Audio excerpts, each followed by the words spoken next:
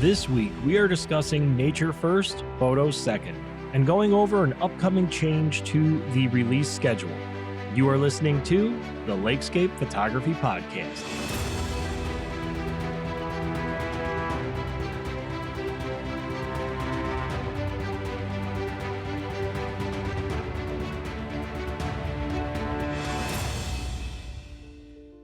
Hey everyone, and welcome back to the LAKESCAPE Photography Podcast. I'm your host, Nicholas Albert, and this week, I'm bringing you guys a solo episode for episode 14. Pretty exciting.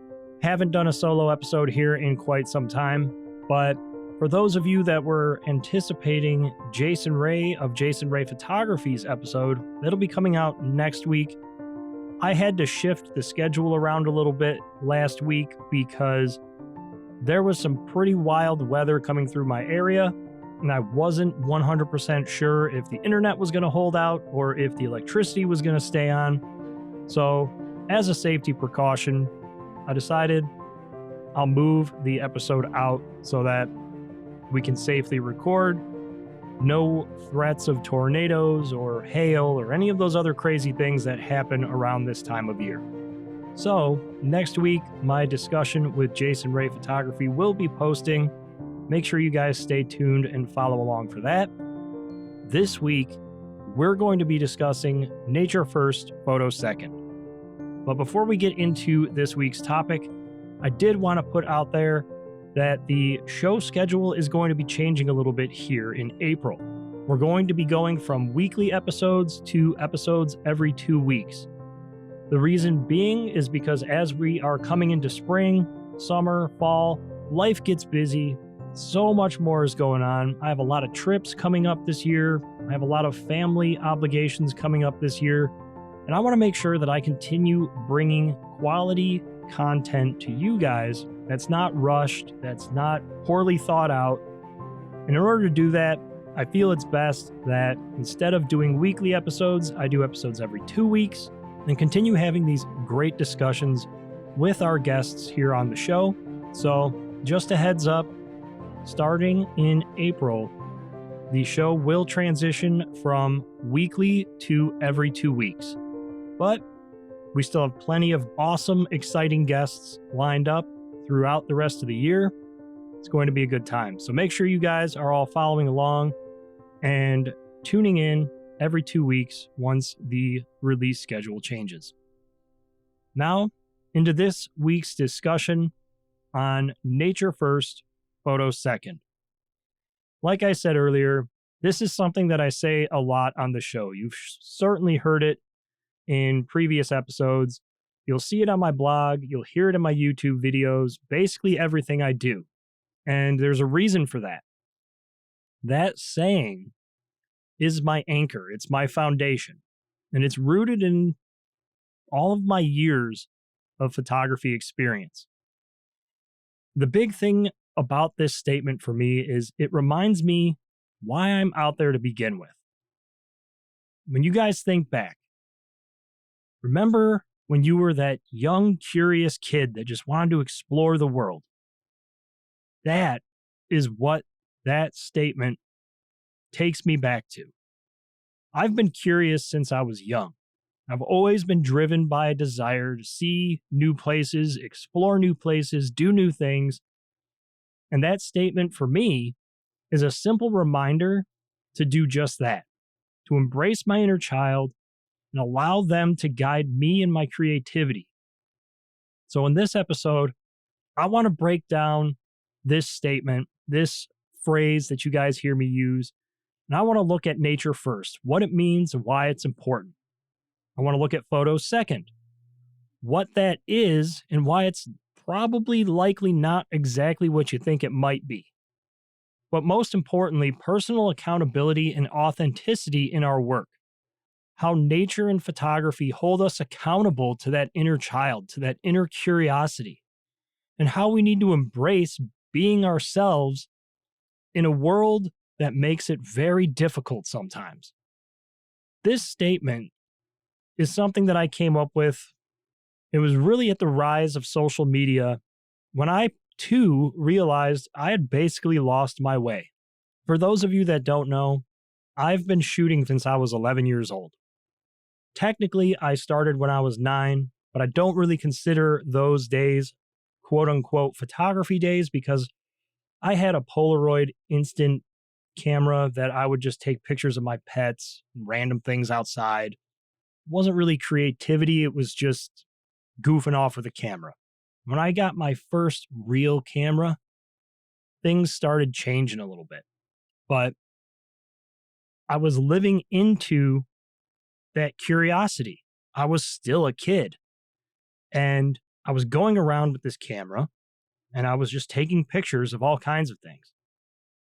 And at that time in my life, I would draw pictures, I would paint pictures.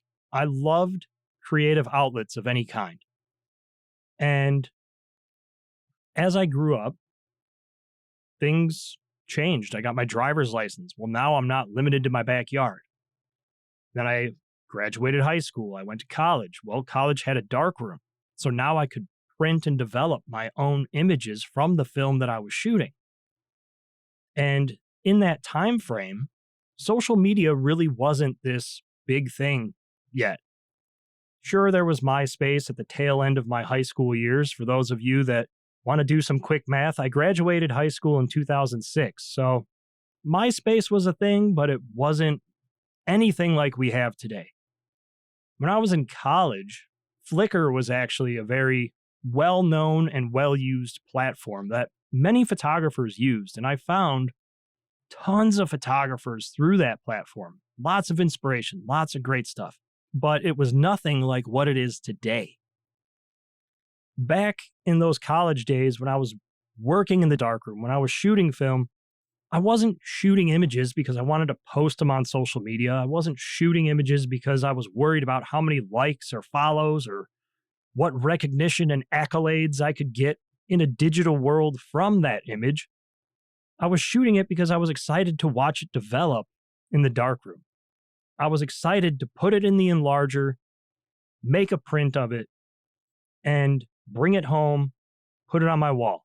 I can't tell you how many 8x10 prints I have. There's thousands of them just stuffed away from all the different prints that I made through my college years. But the point being was that at that time, I was shooting images fueled by my own curiosity that sparked my creativity that led me to want to make physical prints of my images. Now, fast forward a few years, enter social media. Beyond Flickr, now there's Facebook, there's Instagram, there's all these different platforms. At some point in there, I realized that that kid in the darkroom back in college, I had lost him somewhere along the way. I wasn't shooting for myself anymore. I was shooting because I wanted likes and follows and recognition. And I was shooting images that I felt would perform best on social media versus images that spoke to me. I would ignore the scene that was speaking to me and in turn shoot whatever I may have seen that day, thinking, well, this is probably going to perform better. So I'm going to shoot this because it's got a better rate of return, if you will. I lost myself. I was in my early 20s and I realized I was so far gone from where I had started that I quite literally needed to take a step back. And it caused me to take a year off of sharing my images. I still shot photos, but I didn't post them. And I was doing this because I wanted to remind myself why I was out there to begin with. When I was a young kid, I was seeking experiences in nature first. And the photos were always just a fun bonus, a way to remember that experience. Like I said, I'd print it off, I'd hang it on the wall, and I'd look at it. And it was a reminder of, hey, remember when you hiked this trail and had this really great time with your family, your friends, maybe you were by yourself? That was what I had started shooting for. And then I got lost. So taking that year off of sharing images and just allowing myself to kind of recollect myself, I came up with the saying, nature first, photos second. And I came up with it as a reminder to myself, a reminder to stay true to that inner child who wanted to explore, a reminder to shoot for myself and myself alone, never avoiding a scene or a shot because of how well it may or may not do on social media. I've said it before, I'll say it again. Likes, follows, all that stuff, it is not a measurement of your success. It's not a measurement of the quality of your work. If we, as photographers, as creative people, as individuals, take photography out of it for a second, if we as individuals set our personal value on how well people interacted with us on social media, we'd all be a bunch of really depressed people. It has no bearing on who you are as an individual, and it has no bearing on the quality of your work. And that's what that statement, nature first, photos second, intends to remind us of, at least for me.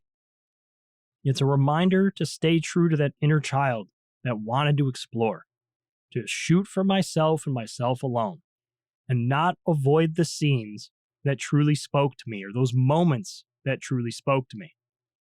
And it's a commitment to myself. Nature first comes in two different pieces: human nature and our experience in nature. Photos second comes in three different pieces: your inspiration, your motivation, and the final photograph that comes out of all of this combined. This matters because for me, it defines my motivation, my drive, my goals when I'm out there. It gives me my why, where, and what, and it holds me accountable to myself, and it's the foundation upon which all of my work relies upon. And really, I feel that it's the foundation upon which good work relies upon. So let's take a look at nature first, and let's break this down. Nature first has two areas of focus: human nature and physical nature. Human nature is, of course, going to be our own natural sense of curiosity and creativity and embracing that inner child, that inner curiosity I mentioned.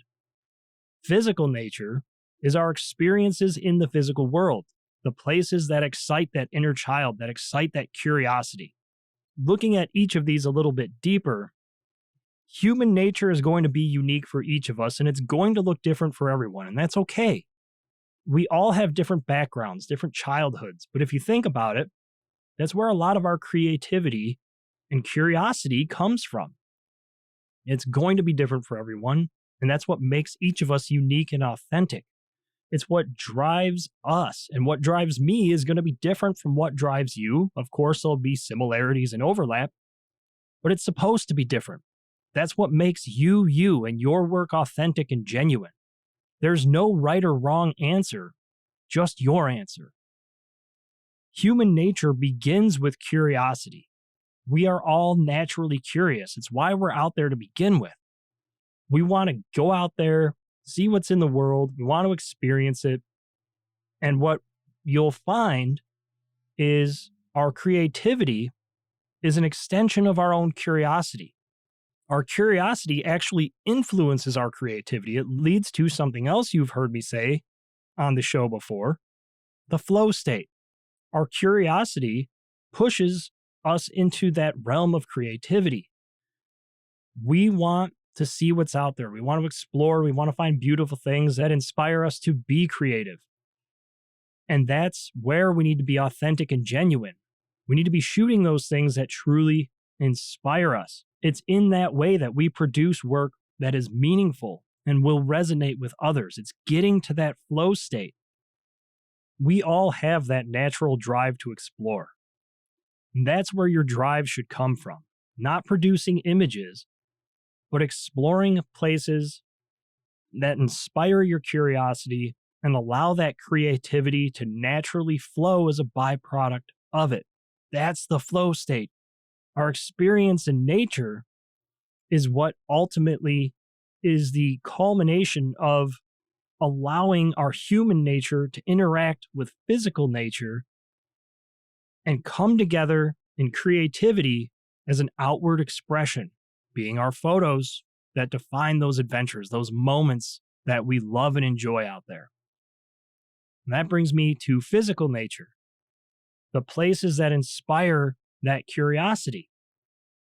We want to focus on those places that inspire us, create that drive to explore, not produce. We derive our own creativity from being inspired, and we find inspiration through that curiosity. It's a circle. If you think about it, one leads to the next, and it just recycles and it just keeps going. And that's that flow state. It's our physical presence in a location and how our human nature as individuals, how we are individually interacting with it. Now, as you do that, it all breaks down to your experience.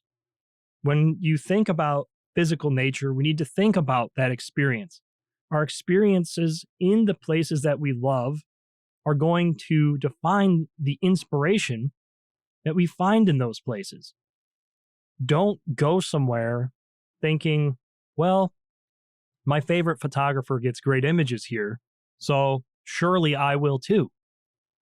Certainly you might, but you need to be going places because they truly speak to you, because they truly inspire you. Don't think about things, think about the experience. Would it be an enjoyable experience to seek out the waterfalls, the overlooks, the shorelines, that type of stuff? If you are going to enjoy it and you look forward to that experience, not the photos that might come from it, but the actual experience, that's what you want to be looking for out there. Because ultimately, our experience is going to translate into our story. And the story that we're going to tell in our images is derived from the experience that we had there. And we need to develop that drive to have those experiences, not produce images. We want to be sharing the moments that define those experiences. And the physical experience is going to influence that creativity, which allows us to produce work naturally. That flow state. We want to avoid those forced images. We've all been there.